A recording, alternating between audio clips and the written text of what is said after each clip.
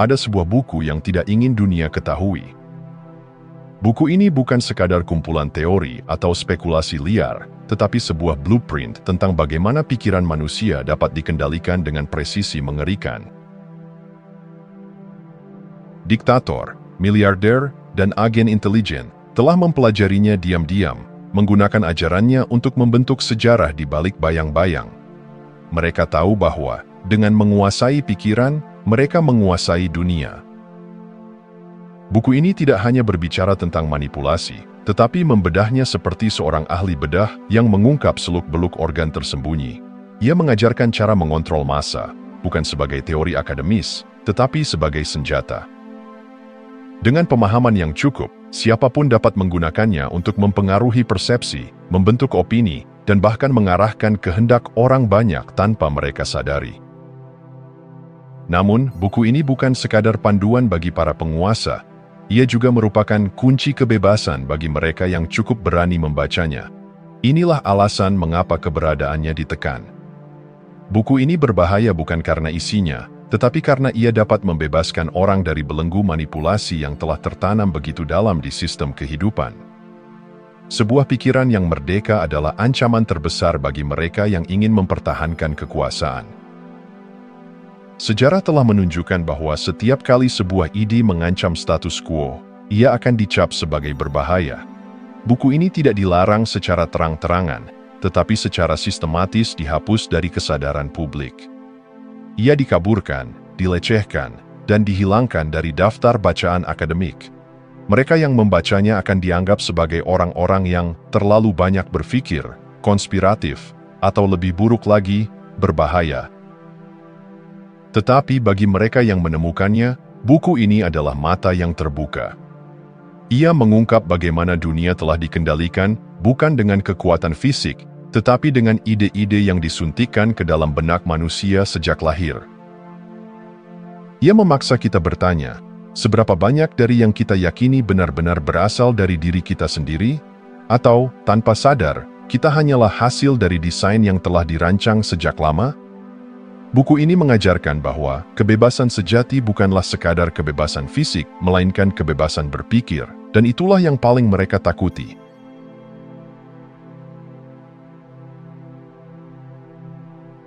Bagaimana jika dunia yang kita lihat bukanlah dunia yang sebenarnya? Bagaimana jika setiap keyakinan yang kita miliki tentang diri kita, masyarakat, bahkan tentang kebenaran, bukanlah hasil pemikiran kita sendiri, melainkan sesuatu yang telah direkayasa? Sejak lahir, kita diajarkan untuk mempercayai bahwa kita memiliki kebebasan berpikir. Namun, semakin dalam kita menggali, semakin jelas bahwa banyak dari pikiran kita bukanlah milik kita. Mereka telah ditanamkan dengan halus, sistematis, dan tanpa kita sadari. Pemerintah, korporasi, dan media tidak sekadar memberi informasi. Mereka memprogram kita, menciptakan narasi yang membentuk cara kita memahami dunia. Setiap iklan yang kita lihat, setiap berita yang kita baca, setiap film yang kita tonton bukan hanya sekadar hiburan atau informasi. Mereka adalah bagian dari pola besar yang dirancang untuk mengarahkan kita. Kita diberitahu apa yang harus kita inginkan, siapa yang harus kita percayai, dan bahkan bagaimana kita harus merasakan sesuatu. Kita diprogram untuk mengejar kenyamanan daripada kebenaran, untuk mencari validasi daripada pemahaman, untuk menerima tanpa mempertanyakan. Buku ini mengungkap kenyataan yang tidak nyaman. Manipulasi bukanlah kemungkinan, melainkan sesuatu yang telah terjadi selama lebih dari 1 abad. Para pemegang kekuasaan memahami satu hal dengan sangat jelas. Mereka tidak perlu mengendalikan setiap individu secara fisik jika mereka bisa mengendalikan apa yang ada di dalam pikiran mereka. Kita hidup dalam ilusi yang telah dirancang dengan cermat. Sistem pendidikan membentuk kita menjadi roda dalam mesin. Media menggiring opini kita ke arah yang telah ditentukan. Hiburan mengalihkan perhatian kita dari pertanyaan-pertanyaan penting. Semua ini bukan kebetulan. Ini adalah pola, sebuah desain yang telah disempurnakan oleh mereka yang memahami cara kerja pikiran manusia lebih baik daripada kita sendiri. Namun, jika realitas telah direkayasa, apakah kita bisa merebutnya kembali? Jawabannya bergantung pada satu hal, keberanian untuk mempertanyakan. Seberapa sering kita benar-benar menguji apa yang kita percayai? Seberapa banyak dari identitas kita yang benar-benar milik kita? Dunia mungkin telah dimanipulasi, tetapi mereka yang sadar memiliki pilihan, tetap menjadi pion dalam permainan ini, atau mulai memahami cara catur ini dimainkan.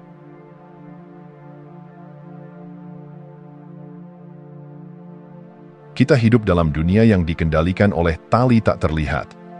Tali ini tidak berbentuk rantai besi, tidak terasa seperti borgol di pergelangan tangan, tetapi dampaknya jauh lebih kuat. Ia mengikat bukan tubuh kita, melainkan pikiran kita. Buku ini mengungkap prinsip-prinsip yang telah digunakan selama berabad-abad untuk mengendalikan manusia tanpa mereka sadari. Prinsip-prinsip ini begitu efektif, sehingga mereka yang terpengaruh seringkali tidak menyadari bahwa mereka sedang dikendalikan. Salah satu prinsip yang paling kuat adalah rasa takut. Ketika seseorang takut, mereka lebih mudah diarahkan. Ketakutan membuat orang menyerahkan kendali mereka kepada siapapun yang menawarkan perlindungan, bahkan jika itu berarti kehilangan kebebasan mereka. Lihatlah bagaimana media terus-menerus membanjiri kita dengan berita yang menimbulkan kecemasan. Ketika kita hidup dalam ketakutan, kita tidak berpikir, kita hanya bereaksi. Prinsip lainnya adalah pengulangan. Kata-kata yang diulang cukup sering akan diterima sebagai kebenaran, bahkan jika awalnya terdengar tidak masuk akal. Inilah sebabnya propaganda selalu bekerja, karena manusia lebih mudah percaya sesuatu yang familiar daripada sesuatu yang benar. Kemudian ada pengkondisian generasi. Sejak kecil, kita diajarkan untuk mencari kenyamanan daripada kebenaran. Kita diprogram untuk menghormati otoritas tanpa mempertanyakan, untuk mengikuti arus tanpa menyelidiki. Sekolah mengajarkan kepatuhan, bukan pemikiran kritis. Sistem ini tidak dibuat untuk membebaskan kita, tetapi untuk membuat kita tetap dalam jalur yang telah ditentukan. Manipulasi ini tidak terbatas pada politik atau media. Ia meresap ke dalam setiap aspek kehidupan, hiburan yang membentuk nilai-nilai kita, dan hubungan pribadi yang seringkali dipenuhi dengan permainan psikologis tanpa kita sadari. Tetapi seperti halnya setiap tali, mereka bisa diputus. Untuk membebaskan diri, kita harus belajar mengenali bagaimana prinsip-prinsip ini bekerja dalam kehidupan kita. Kita harus bertanya, apakah saya berpikir, atau sekadar mengulang apa yang diajarkan? Kebebasan sejati dimulai ketika kita menyadari bahwa tali itu ada, dan bahwa kita selalu memiliki pilihan untuk melepaskannya.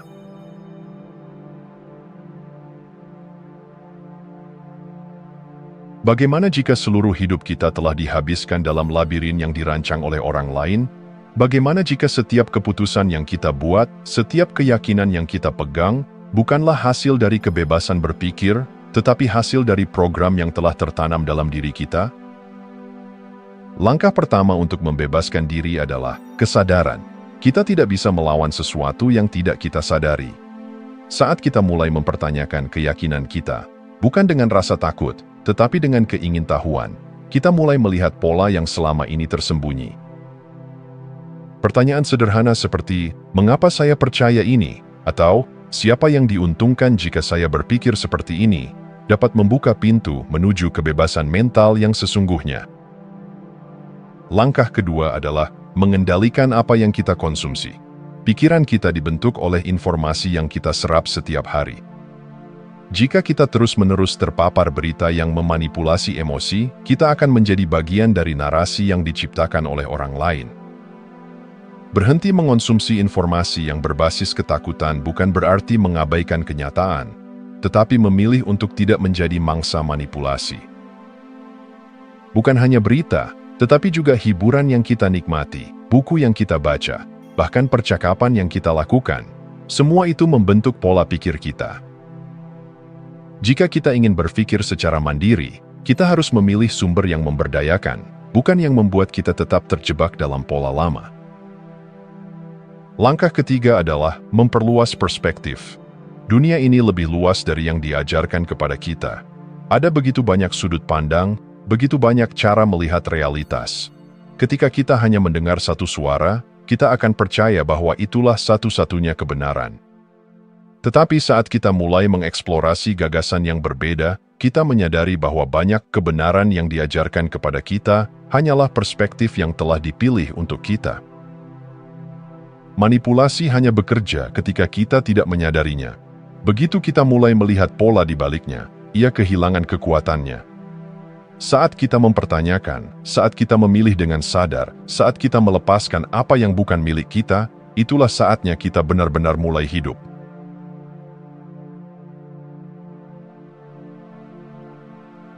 Manusia berpikir mereka membuat keputusan secara rasional. Mereka percaya bahwa logika adalah pilar utama dalam setiap pilihan yang diambil. Namun, kenyataannya, dunia tidak dikendalikan oleh logika. Dunia dikendalikan oleh emosi. Ketakutan, harapan, kemarahan, dan cinta bukan hanya perasaan. Mereka adalah alat yang dapat menggerakkan massa, mengubah sejarah, bahkan menaklukkan peradaban. Penguasa di setiap era memahami satu hal mendasar. Manusia yang dikendalikan oleh emosinya mudah diarahkan. Jika seseorang dapat membuat Anda takut, mereka dapat membuat Anda patuh. Jika mereka dapat membuat Anda marah, mereka dapat membuat Anda menyerang musuh yang mereka pilih untuk Anda.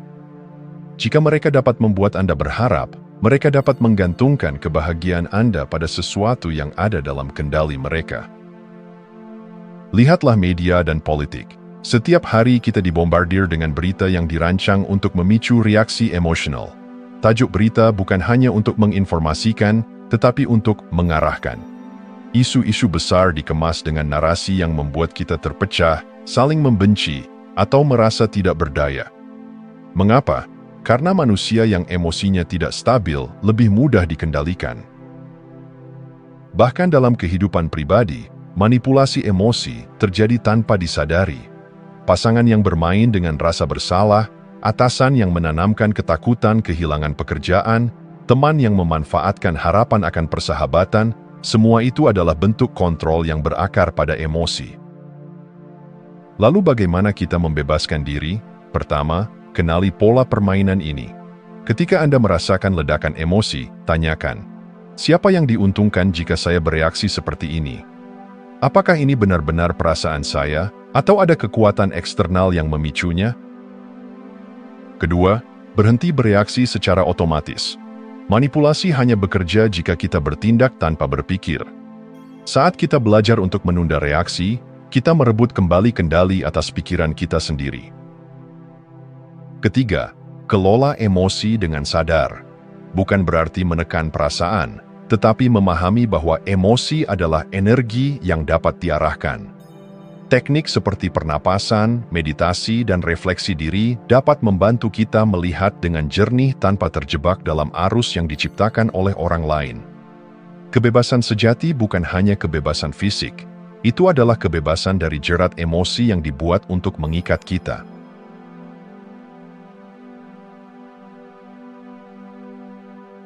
Dalam dunia yang penuh manipulasi, siapapun yang tidak belajar mengendalikan pikirannya akan dikendalikan oleh orang lain.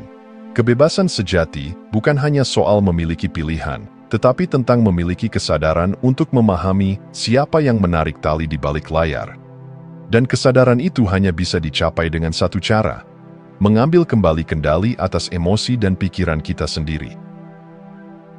Langkah pertama adalah identifikasi manipulasi sebelum bereaksi. Setiap kali Anda merasa marah, takut, atau sedih secara tiba-tiba karena sesuatu yang Anda baca, dengar, atau tonton, berhenti sejenak. Tanyakan pada diri sendiri, siapa yang diuntungkan jika saya merasa seperti ini? Reaksi emosional yang kuat seringkali bukan berasal dari diri kita sendiri, melainkan dari rekayasa yang ditanamkan oleh sistem di sekitar kita. Langkah kedua adalah mengganggu siklus emosional dengan beralih ke mode observasi. Bayangkan diri Anda seperti seorang penonton di dalam teater. Saat emosi mulai membanjiri, tarik diri Anda keluar dari alur cerita dan lihatlah dari sudut pandang yang lebih luas. Ketika Anda berhenti bermain dalam naskah yang ditulis oleh orang lain, Anda mulai menulis kisah Anda sendiri. Langkah ketiga adalah menaikkan frekuensi emosional Anda. Pikiran yang dikuasai oleh ketakutan dan kecemasan berada dalam kondisi bertahan hidup. Tapi manusia tidak hanya diciptakan untuk bertahan, Kita diciptakan untuk berkembang.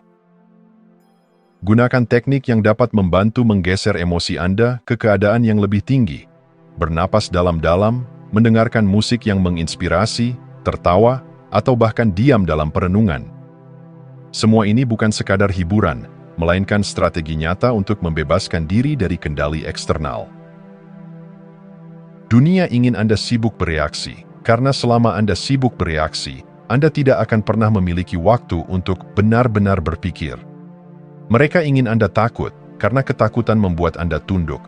Mereka ingin Anda marah, karena kemarahan membuat Anda mudah diarahkan.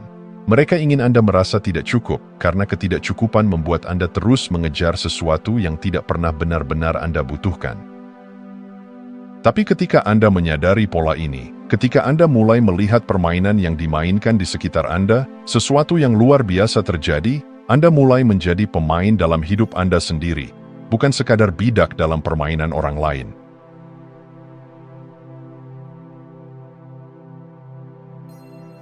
Dunia yang kita kenal tidak hanya dibangun oleh kata-kata, tetapi juga oleh simbol.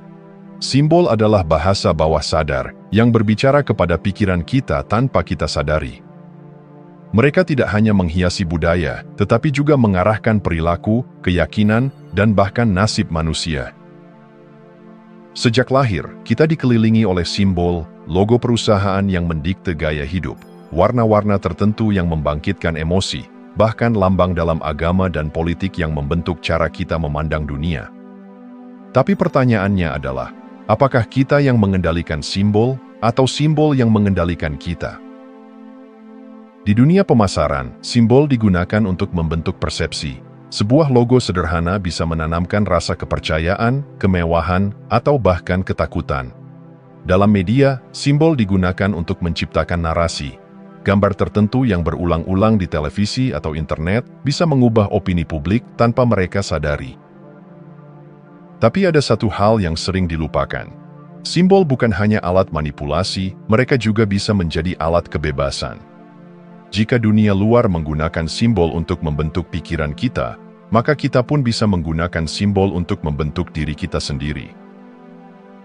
Bagaimana caranya? Mulailah dengan menyadari simbol-simbol yang memiliki efek besar dalam hidup Anda. Apa yang Anda pakai, apa yang Anda pajang di rumah, bahkan gambar di wallpaper ponsel Anda, semuanya adalah simbol yang memprogram pikiran bawah sadar Anda. Gunakan mereka dengan sengaja. Pilih simbol yang mengingatkan Anda pada tujuan, kekuatan, atau visi yang ingin Anda wujudkan. Seorang pemimpin, seorang seniman, seorang inovator, mereka semua memahami satu hal. Dunia ini bergerak berdasarkan makna yang kita berikan pada simbol. Jika Anda ingin membebaskan diri dari pengaruh yang tidak Anda sadari, mulailah dengan bertanya, apa simbol yang mengontrol saya? Dan simbol apa yang bisa saya ciptakan untuk mengontrol hidup saya sendiri? Karena pada akhirnya, mereka yang memahami kekuatan simbol tidak akan lagi menjadi penonton dalam realitas yang diciptakan orang lain. Mereka akan menjadi arsitek dari realitas mereka sendiri.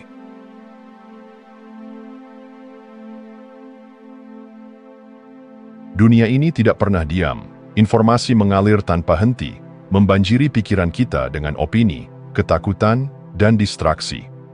Setiap hari, kita terpapar ratusan narasi yang bukan milik kita, dibentuk oleh media, korporasi, dan sistem yang ingin kita berpikir sesuai dengan kepentingan mereka.